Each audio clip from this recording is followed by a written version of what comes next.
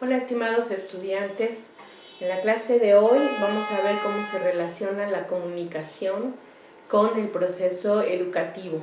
Recordarán que ya en clases anteriores estuvimos abordando los elementos del proceso de comunicación y como les comenté en aquella sesión, esos elementos también los vamos a estar profundizando en las tutorías. Entonces el día de hoy vamos a ver cuál es esta relación.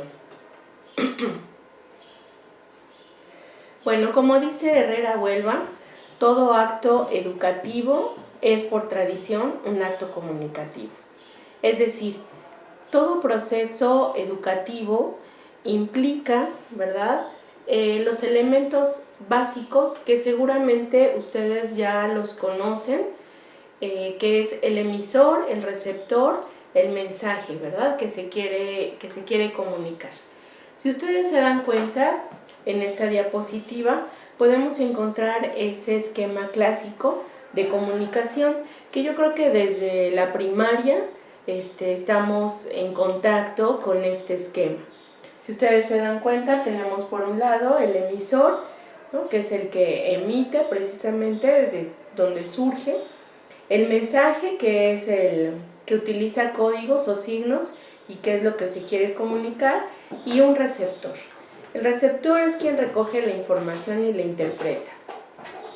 Y esto lo que hace, ¿verdad?, es que es un ir y venir. Si se dan cuenta, la flecha trata de representar un poco eso, como el circuito, pero además dándole movimiento.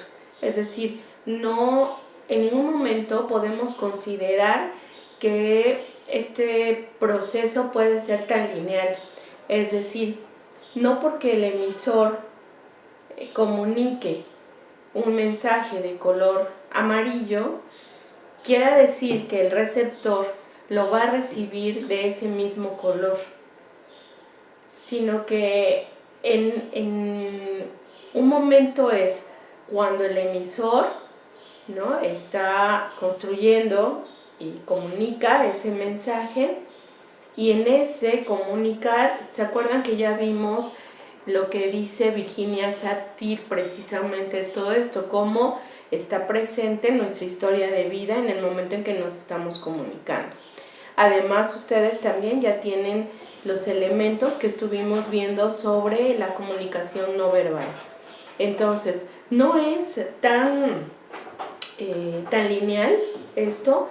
No quiere decir que lo que sale de un color llega de otro color, sino que recuerden que los sujetos, los seres humanos que están participando en esto, ¿verdad?, tienen tras de sí diferentes percepciones, diferentes formas de concebir, de representación, diferentes, también utilizan canales diferentes. Entonces, bueno, este es el esquema básico, pero no por eso quiere decir que debemos de interpretarlo así, básico y lineal, sino que tiene todo movimiento, tiene diferentes matices. Si nosotros colocamos aquí el proceso de enseñanza-aprendizaje, pues entonces también podemos encontrar, ¿verdad?, el docente y el alumno fungiendo como emisores y receptores.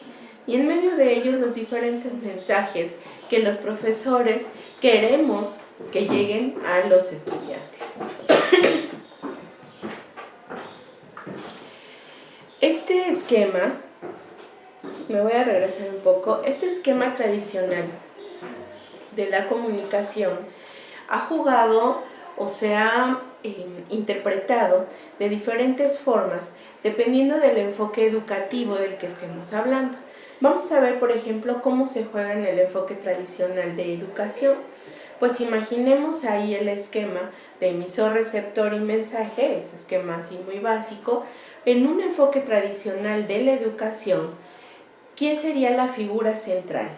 Obviamente el docente como el principal emisor y el estudiante como un receptor, pero además como un receptor pasivo, ¿no? ¿Qué sería aquí también en este enfoque tradicional algo sumamente importante? El mensaje que comunica el maestro. ¿Por qué? Porque ese mensaje es casi así como lo único, ¿no? Como la interpretación válida, lo que va a venir en el examen. Y entonces el estudiante no hay como este feedback, o sea, como este regreso, sino como solamente del maestro, como una figura central, como una figura más importante, el mensaje que emite y un receptor totalmente pasivo. Mucho de, digamos que en algunas situaciones, ¿verdad? El fracaso escolar se adjudicaba precisamente a esta forma de comunicación. Una forma de comunicación donde la palabra del maestro era lo más importante. Y ustedes, yo creo que cada uno de nosotros tiene experiencias diversas, ¿no? Como estudiantes, donde decíamos, es que el profesor en el examen pregunta hasta el punto y la coma. O que el maestro se equivocó y un compañero le dijo que estaba mal, pero el maestro cerrado, el maestro está ¿no? Como su palabra es lo verdadero, es lo único. Entonces, bueno, parte de eso, ¿verdad? Se adjudica que por ese tipo de comunicación, por esos roles tan estáticos, tan autoritarios, tan cerrados, es que la calidad de la educación no avanzó. Pero bueno, hay por supuesto también diferentes posturas. Ahora, yo quisiera recordarles lo siguiente. Así como vimos en psicología del aprendizaje que no hay que casarse con una corriente psicológica, aquí también en los enfoques educativos yo les invitaría a no satanizar ningún enfoque y tampoco a casarse solo con uno. ¿Por qué? Porque miren, depende del tipo de grupo, depende del contexto en el que estemos, depende de la institución en la que estemos trabajando, algún enfoque nos servirá. Y entonces alguien puede decir, ay no, sí, el enfoque tradicional, ese enfoque ya hay que superarlo.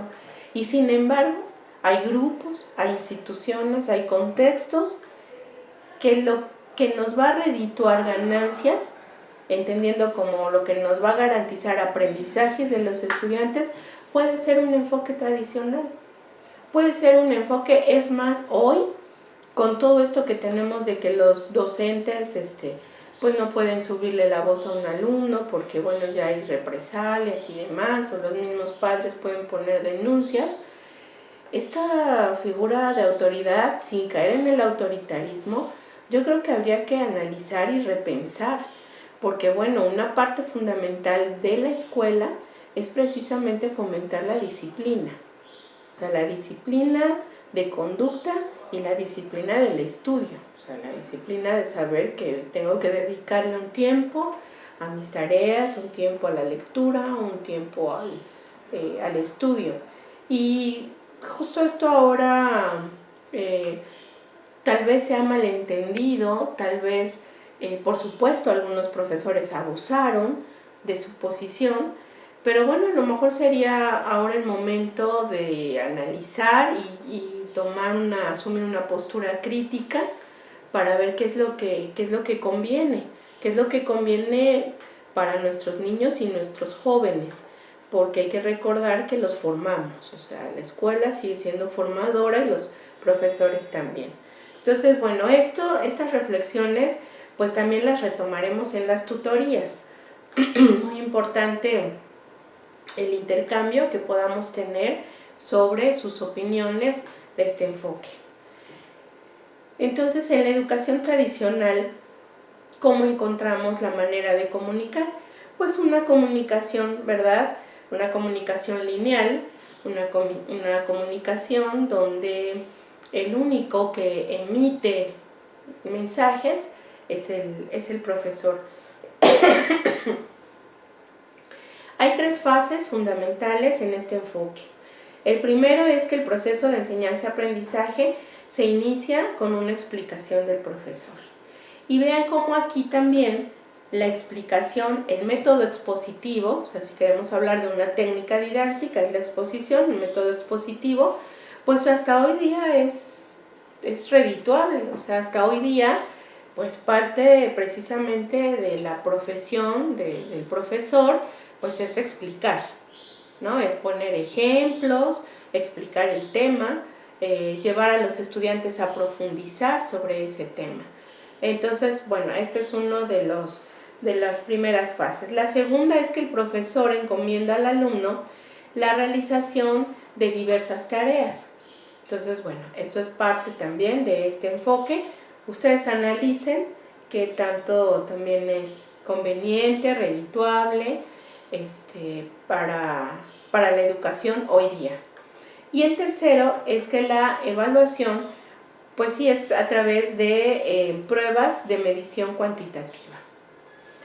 Es decir, el enfoque aquí sí voy a hacer un paréntesis aquí. Hay que recordar que cada enfoque educativo conlleva un enfoque psicológico del aprendizaje y un enfoque filosófico. Es decir, cuál es la finalidad que se está buscando, cuál es también el sustento, ¿no?, filosófico. En el caso de la educación tradicional encontramos como fundamento filosófico el positivismo, que eso llevó también el sustento de la psicología conductista. Entonces ustedes ya saben, cuando hablamos de conductismo ya saben a qué nos estamos refiriendo. Entonces hablamos de este enfoque tradicional y nos remite a un enfoque conductista del aprendizaje basado en el positivismo.